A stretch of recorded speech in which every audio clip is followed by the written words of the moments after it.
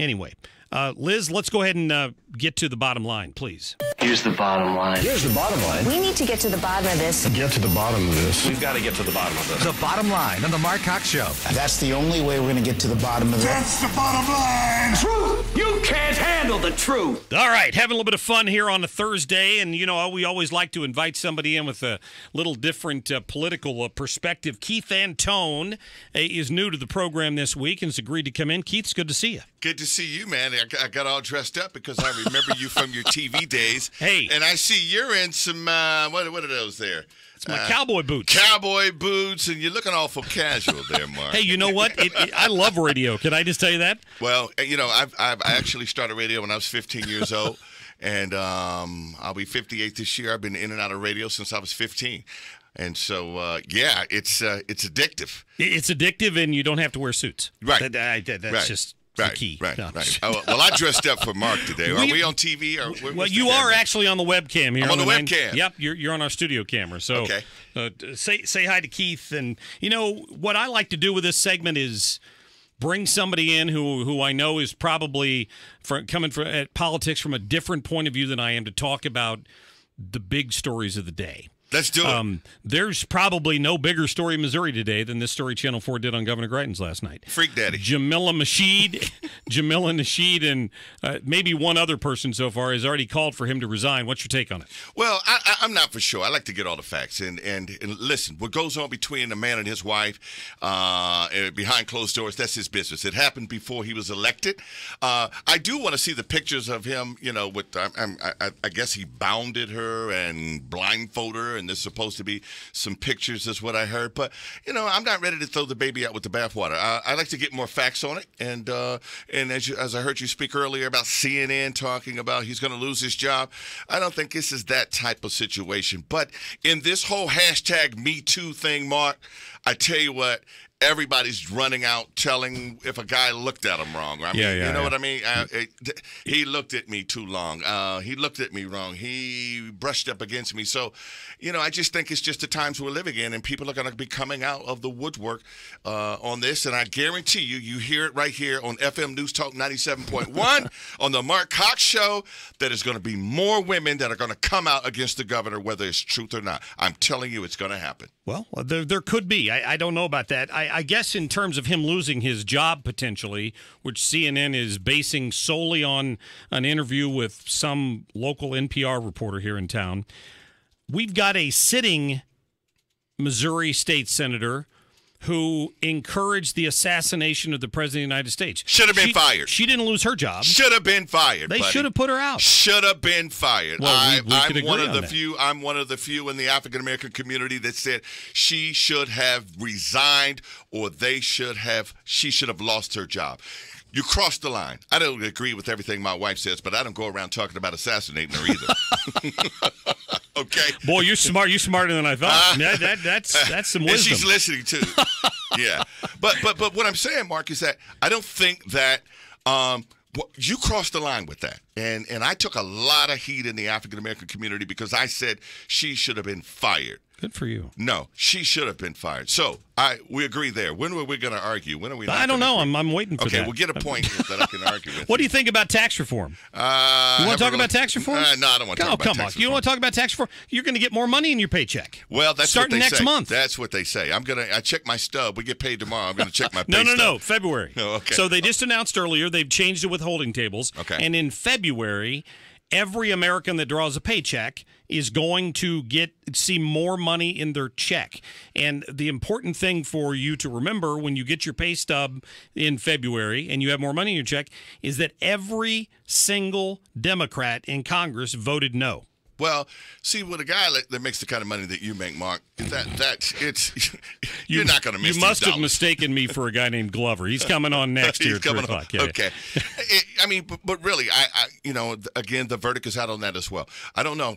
I don't know enough about it, but I do know that, anytime you say folks are going to get more money, all I know is that my premium with Obamacare was about $250, and now with Donald Trump, it shot up to $1,600. So they're going to get me one way coming or going. All I know is that that's what's happening in the Antone. So you blame Trump for the increase in your premiums? Absolutely. I blame Trump for the weather today. I blame him Yeah, it's raining. It's Trump's fault. I do. You don't think that was you don't agree that was a program doomed to start from the beginning? Well, you know what? I would say this, that I know that what I was paying, about $260 under Obamacare, and now when we got our bill in November, it shot up to about $1,600. So I will say that, if Trump can take unemployment going down in the black community, you don't buy it? No, I'm not buying that crap. Come on. Okay, listen. Unemployment was at its all-time low when there was slavery in this country. We're not going to see it ever get that low again. So the reality here is that he's taking credit for something. When Obama was there, he cut it in half, right? The facts, right? Cut what in half? The unemployment in the black community. He cut it in half about a couple of years ago. I do know that, don't you? I've never heard that. I've never heard that number in my life. That's why you brought me on, so I can I've never heard that number in my life. Listen, it went from about 13-14% down to about 8%.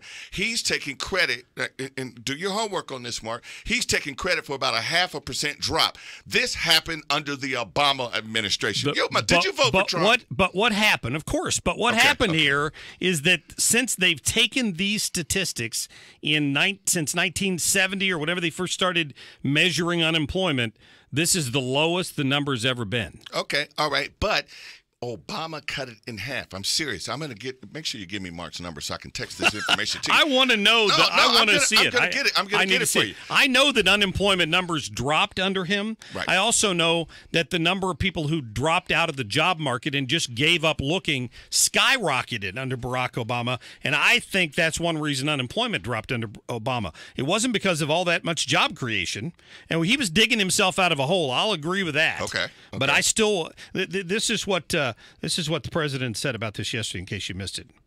And I'm very proud of this. African American unemployment reached its lowest level in history.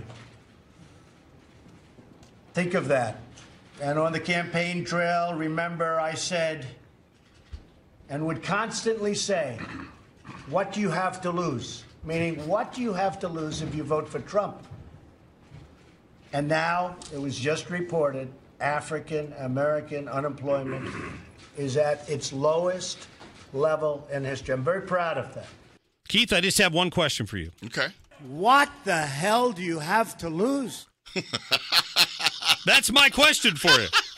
Well, you're going to get a pay raise under Trump, okay. And African American unemployment is at its lowest rate since 1970. Let's give the credit where it's due, Mark. I'm telling you, I'm going to get you the statistics, and I'm going to get you the exact year. Bakari Sellers was on CNN. I know you probably don't even get CNN on your TV. Sure, I do. Yeah. I watch it. CNN? I do it for show prep, just so I know what the crazies are talking about. Oh, here we go. Okay, so anyway, he was on last night. And I can't remember the year, but he showed where the unemployment rate was. And he showed how he had cut it in half. And there was another guy on there, just like right now, and he's arguing that Trump.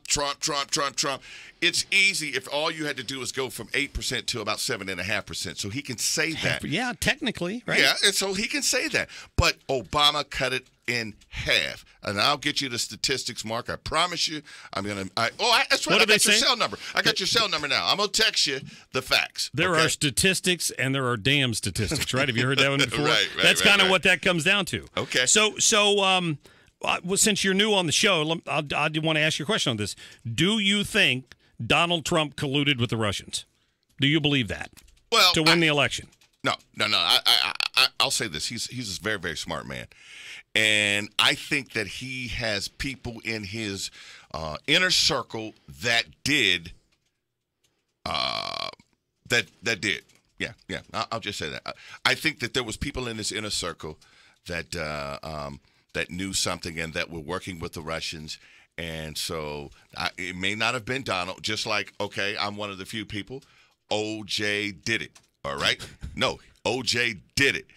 So I know that wasn't even if the glove didn't fit. If it don't fit, okay, you must all have right, quit. that's good. But that's O.J. good. did it, and so at the end of the day, I do think that Donald Trump has some people in his inner circle. Maybe ODJ, Donald Jr., but there was some folks in his circle that did.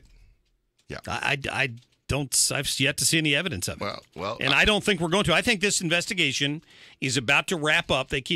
First they were saying Mueller's going to sit down with Trump. Now I'm not even sure that is going to need to happen because he's spent millions of dollars on a couple of guilty pleas for misstating the time an email was sent or a meeting was had. It's been nothing to do with collusion. Well, much ado about nothing. Well, we'll see. But I think there was some conclusion. I think it was. Collusion? Okay. Collusion, right. yes, Right. Collusion. I'm sorry. I think it was some collusion, and I think Donald had something to do with it. Keith Antone, what are you up to these days? And is there other places people can go to hear that booming voice? Yes. I got a talk show that airs on Saturdays called Community Connections, kind of doing a little radio. Yeah. And I've got a publication that my wife and I put out. I thank you for asking. And other than that, just doing some work in the community, doing a little lobbying work. I know Rodney. Okay. And working with Macintosh and Flowtron and Macintosh up in Jeff City. So doing a little bit of this, a little bit of that. I appreciate you having me on today, man. And listen, anytime you need me to come on and debate with you on any topic, OJ did it. What the hell do you have to lose? I'm just saying. Keith, thank you, my friend. Thank you. It's a pleasure. Thanks for coming in. We'll get you in again in a couple of weeks. I appreciate that. Thank you. 314-969-9797, 866-455-9